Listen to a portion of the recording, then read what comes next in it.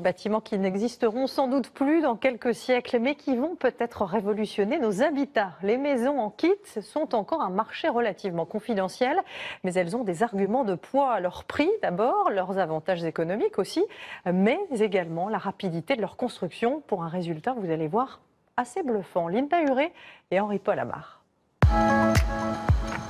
Faire construire son habitation en seulement un mois. C'est le concept de ces maisons en kit, fabriquées ici dans cette usine près d'Aix-en-Provence. 10 000 mètres carrés d'entrepôt pour cette toute jeune entreprise.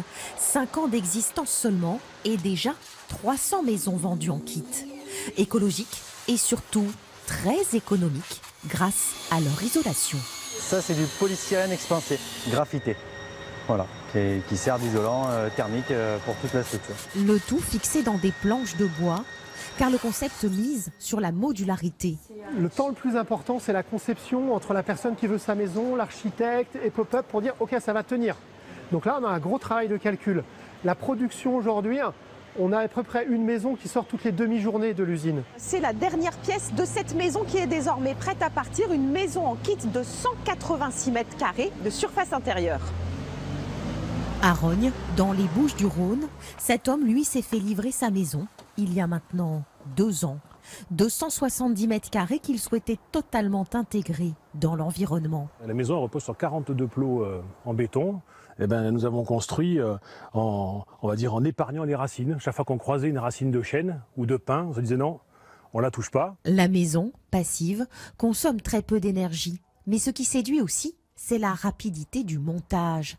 Les chantiers sont 3 fois moins longs qu'une construction traditionnelle.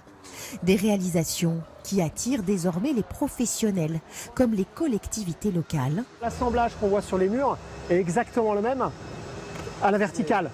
Et quand on va être sur le plafond, c'est exactement la même chose. Donc ce maire d'une petite commune veut construire une crèche et une cantine. Chaque fois qu'on rajoute un bâtiment public, par exemple, on essaie de trouver des systèmes constructifs comme celui-ci, qui, au-delà de la performance énergétique, préserve les sols et préserve l'avenir de notre territoire. Le tarif pour une construction finie est d'environ 1 800 € le mètre carré, un concept qui s'exporte désormais hors de nos frontières et notamment en Europe.